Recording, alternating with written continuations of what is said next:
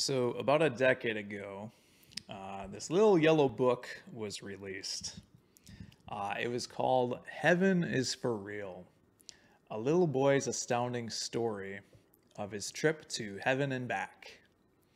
The book tells the story of a pastor's little boy who allegedly died and spent a little time in heaven before he came back to life.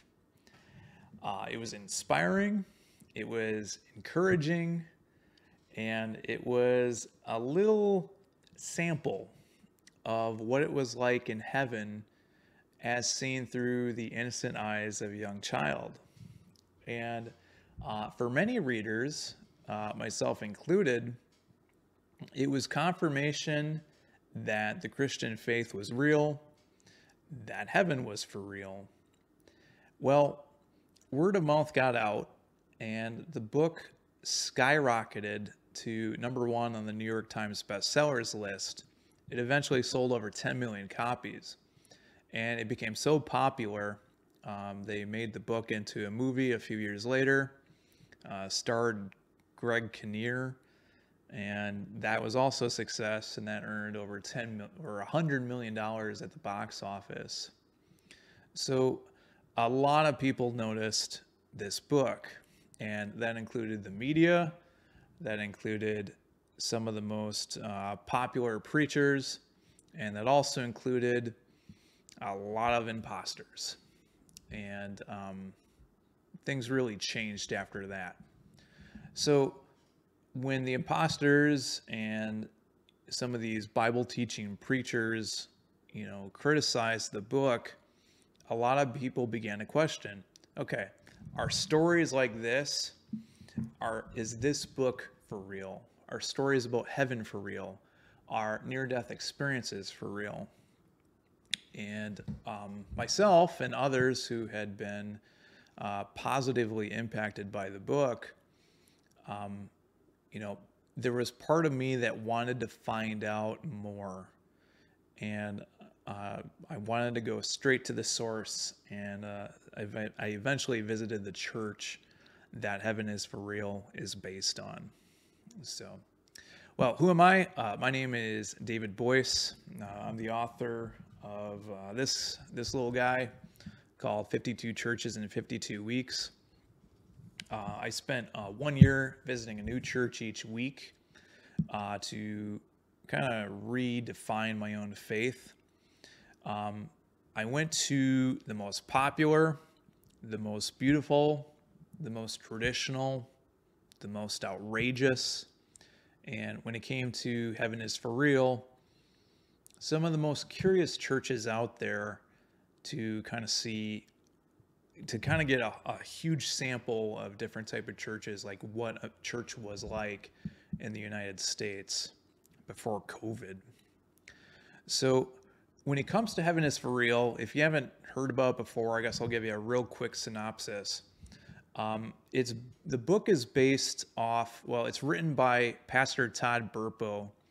He's a pastor of a little church called Crossroads Wesleyan Church in Imperial, Nebraska, which is about a town of about 3,000 people, where pretty much the cows outnumber the people. I don't know if that's true or not. I'm just making an assumption.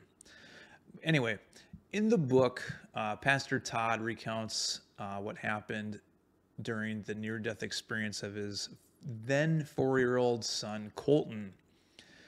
Colton was just a normal, loving type of boy. All of a sudden, he needed an emergency appendectomy, and they thought that he was close to death. While this was going on, Pastor Todd has a breakdown, and he escapes to another room within this hospital, and he basically has a Job moment and kind of yells at God for, okay, hey, my entire life has been devoted to you, God, and you're going to take my little boy? Like, what are you? Who are you? Well, miraculously, the family's prayers were answered, and Colton made a full recovery. As the book continues, Pastor Todd begins to realize something happened when Colton was on that emergency bed. And so as a little 4-year-old, like Colton just begins casually describing events and people that should have been impossible for him to have known. So some examples include like he had knowledge of meeting a sister in heaven who turned out to be the miscarried baby of Pastor Todd and his wife. Colton was also able to identify, going through all these family pictures, he was able to identify the great grandfather that he had. And he also explained how, Jesus had like little red markers on his hands, which actually were just, from the nailing on the cross. And I think the thing that really threw Pastor Todd off was Colton he claimed to have an out-of-body experience and could see when his dad was having the meltdown with God in that private room. So, those are some pretty outrageous claims. And I think for a lot of people that would have left you unconvinced. In the book, though, the thing that really kind of threw me for a loop was the inclusion of an 8-year-old artist, a child prodigy. Her name was Akiana Kramarek, who lived in the Ukraine, I believe. And she had visions of Jesus. And as an 8-year-old, she drew this picture of Jesus Christ called the Prince of Peace that, to me, as a guy who's not into art, just looked like it would be on par with Leonardo da Vinci and Michelangelo, and Donatello and Raphael. I don't know. I'm just going with Teenage Mutant Ninja Turtles because those are all I know about the Italian Renaissance. Anyway, the painting to be done by an 8-year-old, it kind of adds this theme of kids. Okay. So like Jesus had a heart for kids. Like he even talks about, I tell you the truth. Unless you change and become like little children, you will never enter the kingdom of heaven. Like there's that theme there. So with Colton, with his story, like if it was fabricated, I totally get that. Like, if you're writing this book, you could understand how a young child, like he's trying to impress his dad. So he's just kind of telling him, like confirming heaven and stuff. But with Akiana Kramarek and this Prince of Peace, like an 8-year-old is not supposed to draw a painting that can sell hundreds of thousands of dollars after she starts seeing visions of Jesus growing up in an atheist family. So that resonated with me. And like for Akiana and Colton, the thing that was most resonated about that image of Jesus was the eyes. The eyes was what really they remembered the most. So with Heaven is for Real, like this became my favorite book during a season of me just floundering. And I think with this, it kind of gave me confidence. It gave me some reaffirmation that church that I was going to back then just wasn't doing for me. So when I was doing the 52 churches in 52 weeks spiritual experiment, it's like, okay, what if I'm trying to go to all these different churches and, going to some of the most outrageous and the most craziest and the most curious, what would it be like at the church that launched this entire like heaven tourism type of genre? Now, I gotta warn, now when the book was released, it was such a huge hit that eventually, because it was such a bestseller within Christian circles, book publishers noticed. And this heaven tourism genre, I think they call it theological eschatology now.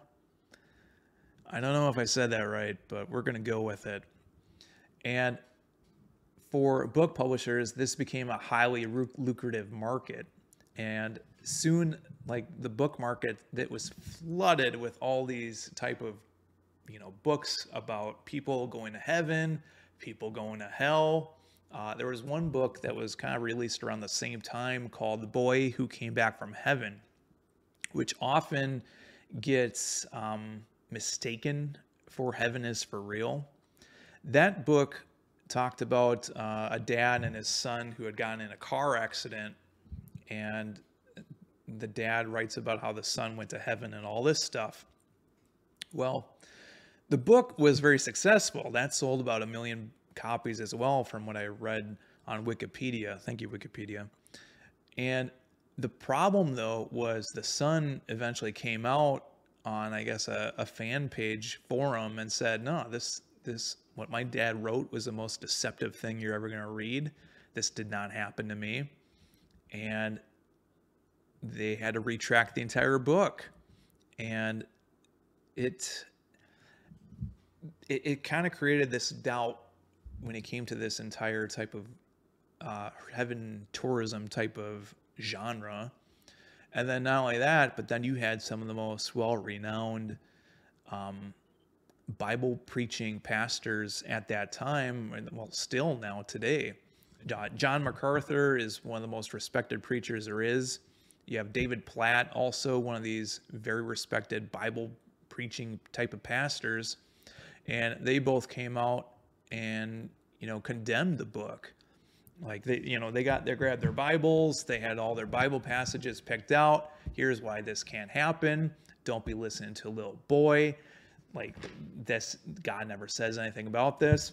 And at the time, I was kind of like, well, when it comes to the theme about kids, like when God tapped Samuel as a kid, like no one would have said that God would tap a kid to do this either. And Samuel became one of the first prophets there was and completely revolutionized Israel before King David.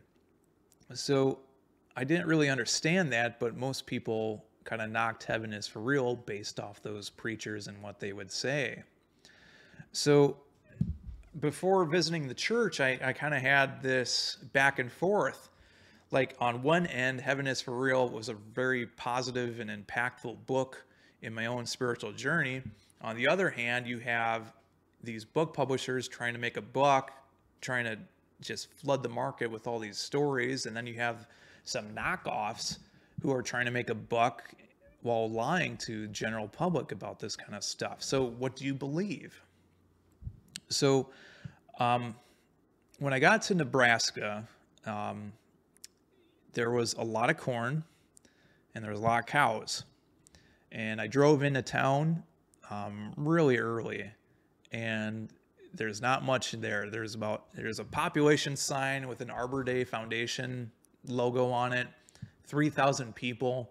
Like there's a tractor and a compactor, I think, right next to the sign.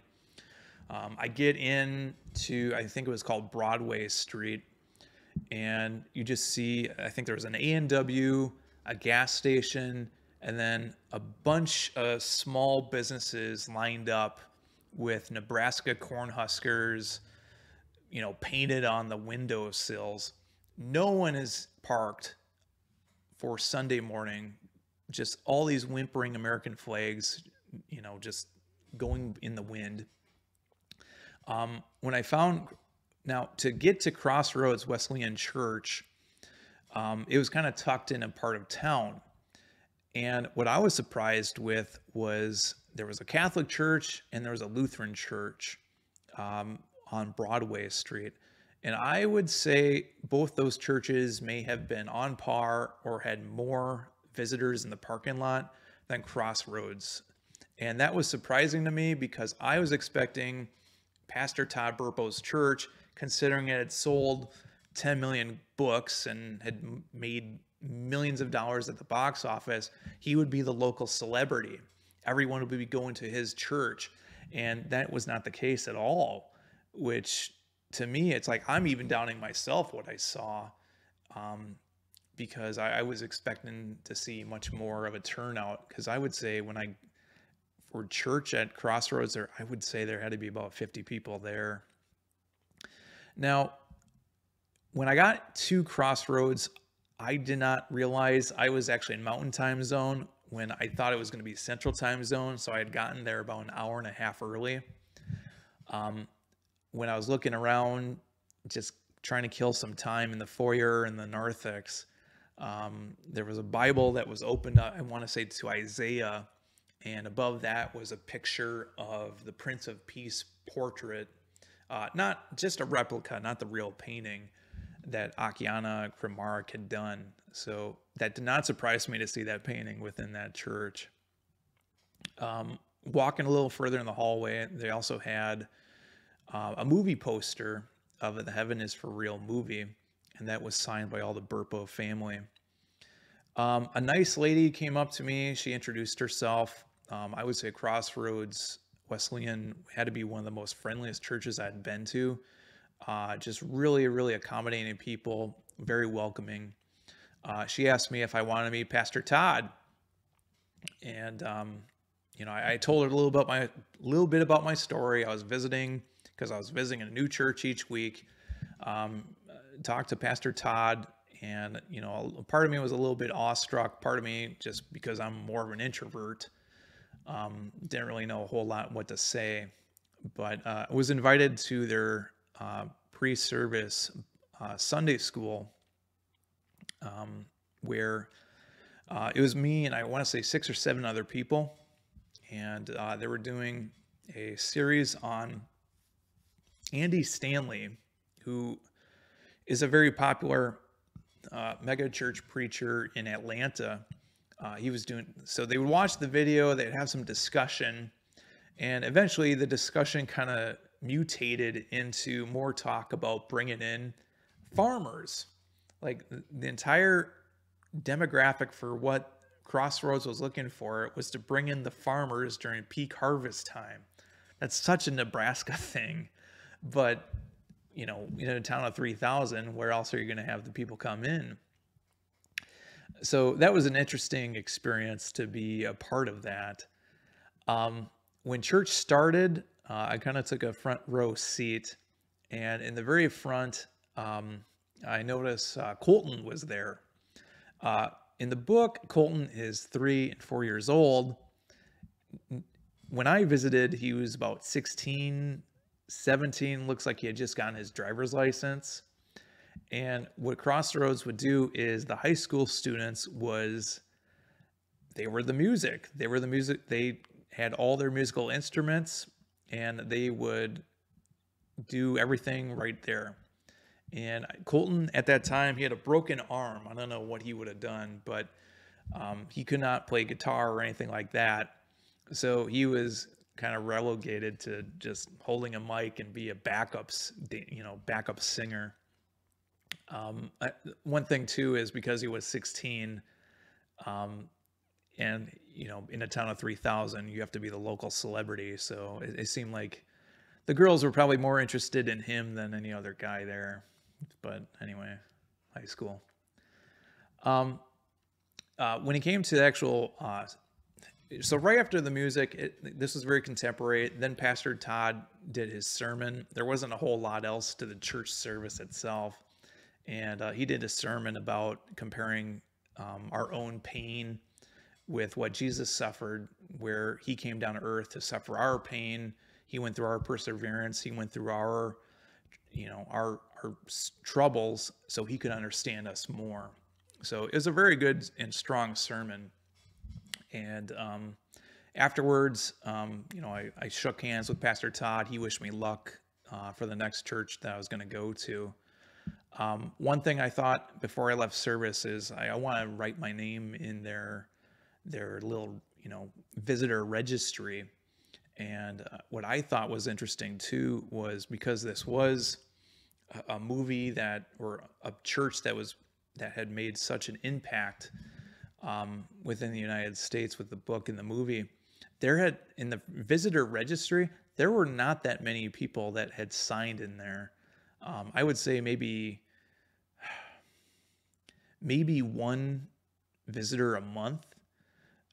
It wasn't much because on that register you could date when you had visited. So I thought that was a bit surprising. But yeah, when it came to Crossroads Wesleyan Church, heaven is for real. Probably one of the most friendliest churches I had visited.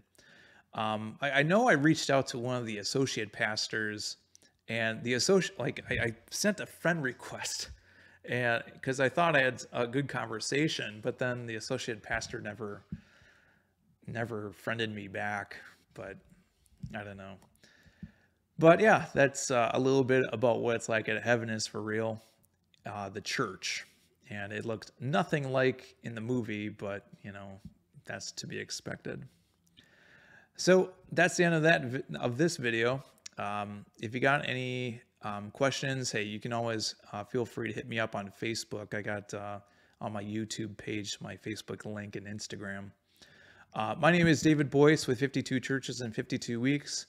Hit the like and subscribe button for more. And until next time, we'll see you again.